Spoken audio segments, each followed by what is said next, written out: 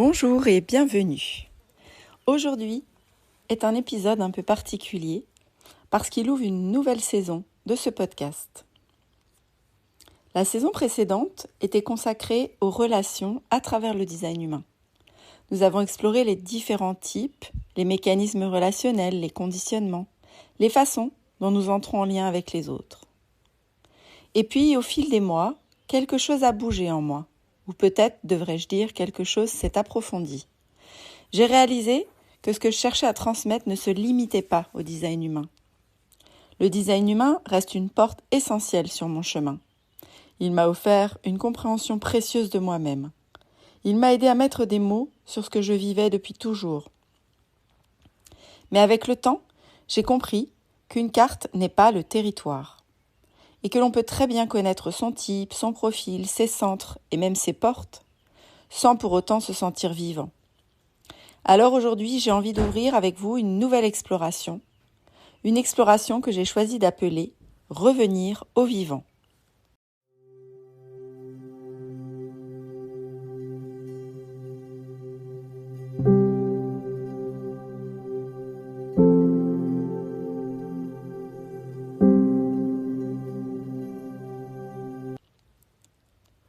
Nous vivons dans une époque où nous cherchons énormément à nous comprendre.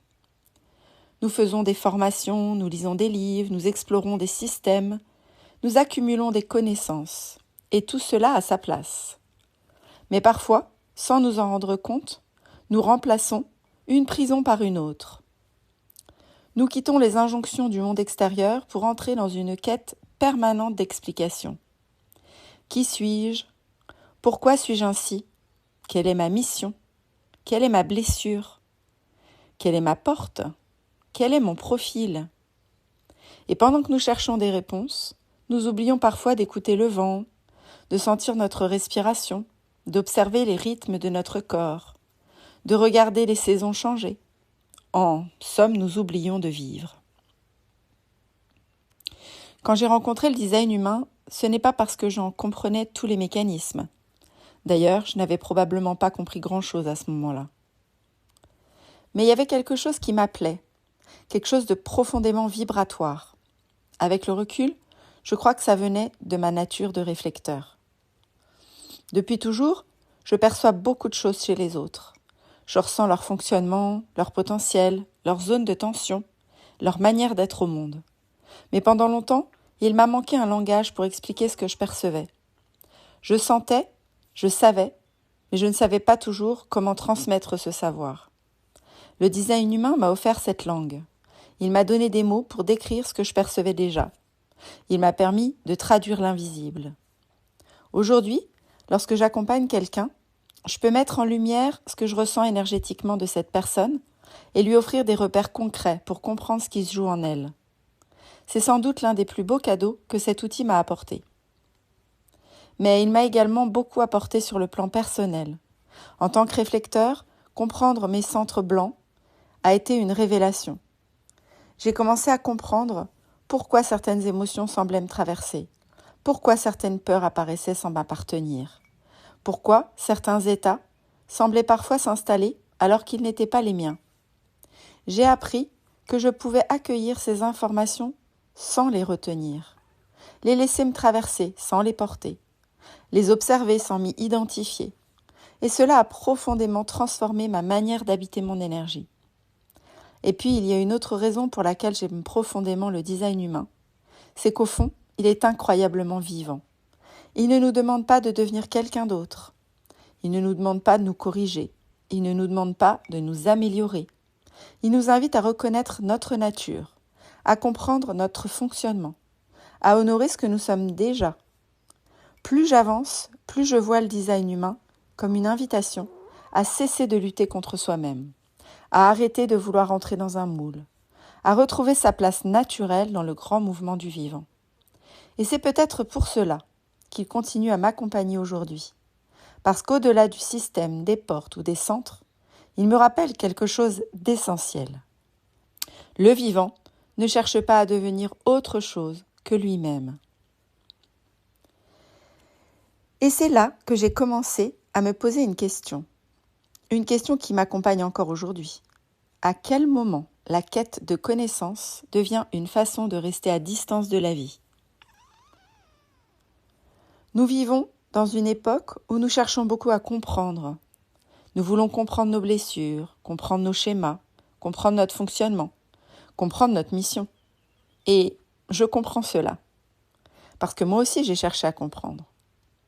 Mais au fil des années d'accompagnement, j'ai commencé à observer quelque chose. Certaines personnes connaissent énormément de choses sur elles-mêmes. Elles connaissent leur type, leur profil, leur croix d'incarnation, leur centre et même leur porte. Parfois même mieux que moi. Et pourtant, quand je leur demande « Qu'est-ce que tu ressens dans ton corps maintenant ?», le silence s'installe. Parce qu'elles savent souvent beaucoup de choses sur elles-mêmes, mais elles ne se sentent plus. Il y a quelque temps, une personne m'a contactée sur Instagram.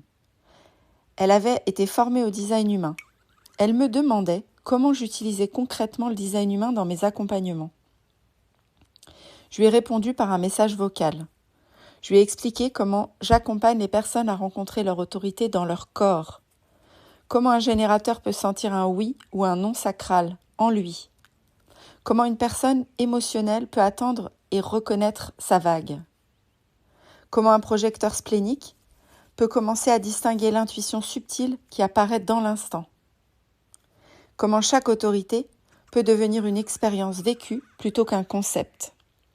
Et en raccrochant, quelque chose m'a frappée.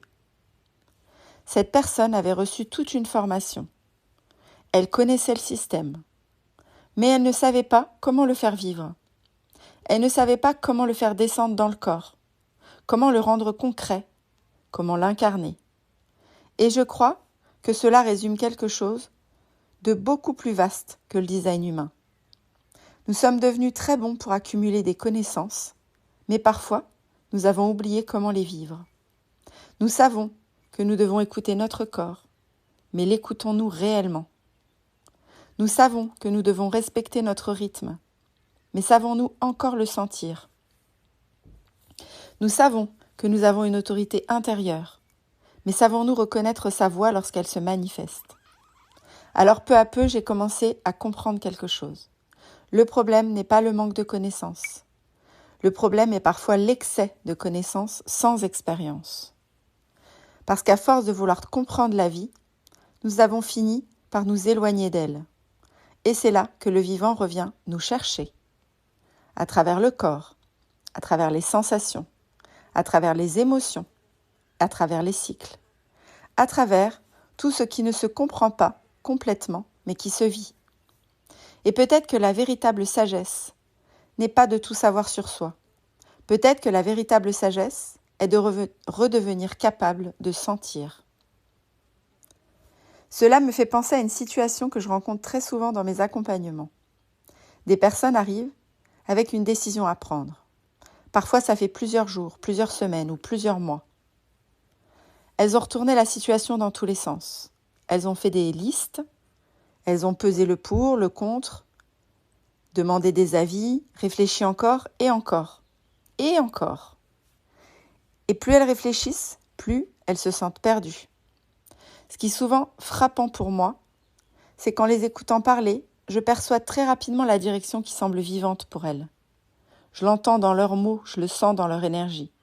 Mais même si je le vois dans la manière dont leur corps réagit, lorsqu'elles évoquent une possibilité plutôt qu'une autre, mon rôle n'est pas de leur donner la réponse. Parce qu'une réponse donnée de l'extérieur reste une réponse extérieure. Alors au lieu de leur dire ce que je perçois, je les invite à faire une expérience différente selon leur autorité. Si la personne est autoprojetée, je vais alors parfois placer 2 coussins à différents endroits de la pièce. Chaque coussin représente une décision. Je l'invite alors à se déplacer physiquement, vers l'un puis vers l'autre, et à parler depuis cet endroit, à ressentir, à observer ce qui se passe dans son corps. Souvent, très vite, quelque chose devient évident. Un espace paraît plus léger, plus ouvert, plus vivant, comme si le corps savait déjà. Et si la personne possède une autorité sacrale, nous allons explorer autrement. Je vais lui proposer de se projeter dans une situation puis dans une autre, et nous allons observer ensemble ce qui apparaît immédiatement dans son corps, le mouvement, l'élan, l'ouverture, ou bien la contraction, le oui ou le non. Et ce qui me touche presque à chaque fois, c'est le moment où le regard change, comme un éclair, comme si quelque chose se remettait soudainement à circuler. La personne me regarde et me dit « Mais oui, bien sûr !»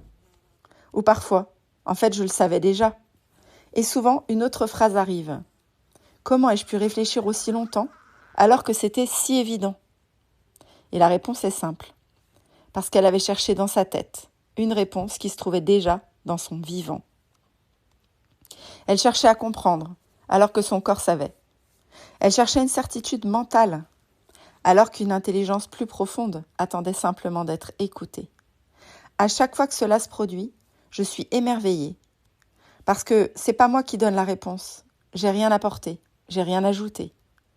J'ai simplement aidé cette personne à revenir à elle-même, à revenir à son corps, à revenir à son autorité, à revenir au vivant. Et c'est peut-être ça, au fond, que j'aime le plus dans le design humain. C'est pas qu'il nous donne des réponses, c'est qu'il nous invite à retrouver l'endroit, en nous, où les réponses vivent déjà. Je crois que c'est là que le vivant est venu me chercher. Pas dans un livre, pas dans une formation, pas dans une théorie, mais dans l'expérience, dans la rencontre, dans la réponse. Pendant longtemps, comme beaucoup de personnes, j'ai cherché des réponses.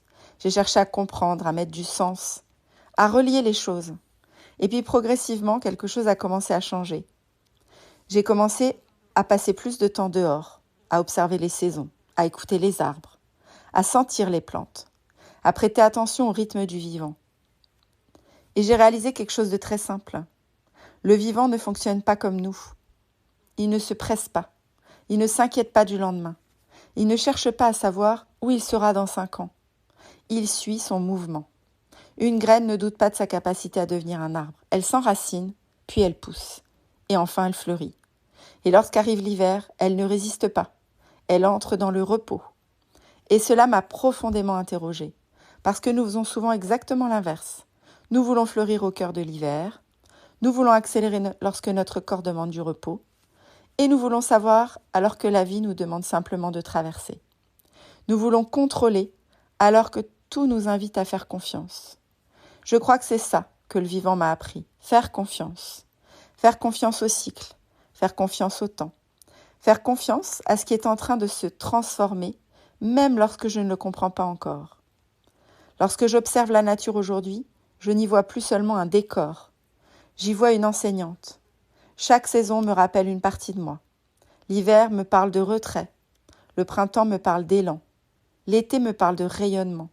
Et l'automne me parle de détachement. Et j'ai réalisé que ces mouvements existent aussi à l'intérieur de nous. Nous avons voulu vivre comme si nous pouvions être en été toute l'année, performants, productifs, disponibles, inspirés. Mais le vivant ne fonctionne pas comme ça. Le vivant respire, il se contracte puis il s'expanse. Il ralentit puis il accélère. Il meurt parfois à certaines formes de lui-même pour permettre à d'autres de naître. Et plus j'avance, plus je crois que la souffrance naît souvent lorsque nous refusons ce mouvement, lorsque nous voulons rester ce que nous étions, lorsque nous refusons la mue, lorsque nous refusons les cycles. Alors aujourd'hui, lorsque je travaille avec les plantes, avec les cycles lunaires, avec les éléments, ou avec les personnes que j'accompagne, je ne cherche plus à réparer, je ne cherche plus à corriger, je cherche à écouter, à entendre ce que le vivant essaie de raconter. Parce que derrière chaque fatigue, derrière chaque doute, chaque transition, chaque crise, il y a souvent un mouvement de vie qui cherche à émerger. Et peut-être que revenir au vivant, ce n'est pas apprendre quelque chose de nouveau. Peut-être que revenir au vivant, c'est se souvenir. Se souvenir que nous faisons partie de la nature. Se souvenir que nous sommes, nous aussi, des êtres cycliques. Se souvenir que nous n'avons pas besoin de tout contrôler pour avancer. Et se souvenir que parfois, la vie sait déjà où elle nous emmène. Alors pendant longtemps, j'ai eu l'impression de marcher sur plusieurs chemins. D'un côté, le design humain. De l'autre, les plantes, les cycles, le chamanisme, les rituels, le lien à la nature. Et puis un jour, j'ai compris que ces chemins n'en formaient qu'un seul, puisqu'au fond, il nous ramène tous au même endroit, à la relation, à la présence, à l'écoute. Le design humain nous invite à observer notre nature. Le vivant nous invite à l'habiter. Le design humain nous montre comment notre énergie fonctionne. Le vivant nous apprend à lui faire confiance. Le design humain nous révèle nos mécanismes. Le vivant nous invite à les expérimenter. Et plus j'avance, plus je vois les ponts partout. Quand je parle du sacral à un générateur, qu'est-ce que je décris finalement ? Une intelligence vivante, un mouvement naturel du corps, un oui qui apparaît avant le mental. Quand je parle de la vague émotionnelle d'une personne émotionnelle, qu'est-ce que je décris ? Un cycle, une marée intérieure, quelque chose qui monte, qui descend et qui demande à être respecté. Quand je parle de cycle lunaire d'un réflecteur, qu'est-ce que je décris ?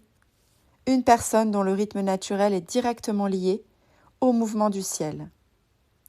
Quand je parle des centres ouverts, tout blancs, qu'est-ce que je décris ?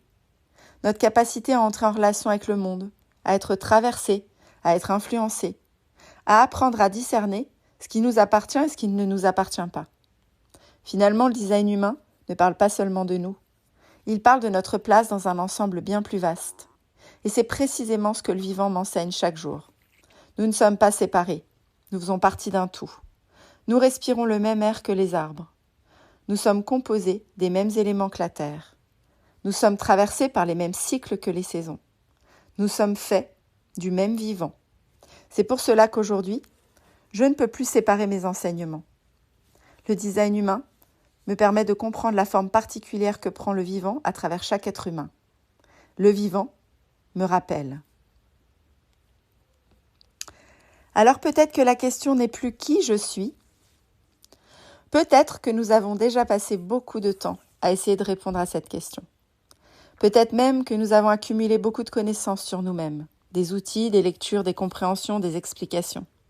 Et tout cela a de la valeur. Mais aujourd'hui, j'ai envie de vous proposer une autre question. Une question plus simple, plus vivante. Suis-je encore en relation avec moi-même ? Suis-je encore en relation avec mon corps, avec mes ressentis, avec mon rythme, avec ce qui cherche à émerger en moi ? Suis-je encore en relation avec le vivant qui m'entoure, avec les saisons, avec les cycles, avec la terre sous mes pieds, avec le souffle qui traverse mes journées ? Parce qu'au fond, je crois que nous ne sommes pas venus ici pour devenir une version améliorée de nous-mêmes. Nous sommes venus ici pour vivre, pour ressentir, pour expérimenter, pour nous laisser traverser, pour nous laisser transformer, et peut-être même pour nous laisser changer au fil des cycles, comme les arbres, comme les rivières, comme les saisons, comme tout ce qui appartient au vivant.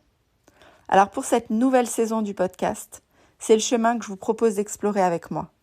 Nous parlerons de design humain, bien sûr, mais nous parlerons aussi du corps, des cycles, des plantes, des saisons intérieures, du chamanisme du quotidien et de tous ces endroits où le vivant cherche encore à nous rencontrer. J'espère que ces épisodes seront pour vous une invitation, non pas à apprendre davantage, mais à écouter davantage, à ressentir davantage, à habiter davantage votre propre expérience. Merci d'avoir été là pour ouvrir cette nouvelle saison avec moi. Et jusqu'au prochain épisode, je vous souhaite simplement ceci, que vous trouviez chaque jour un instant pour revenir au vivant, en vous, autour de vous et dans tout ce qui cherche à éclore, avec la joie du cœur à honorer chaque reflet.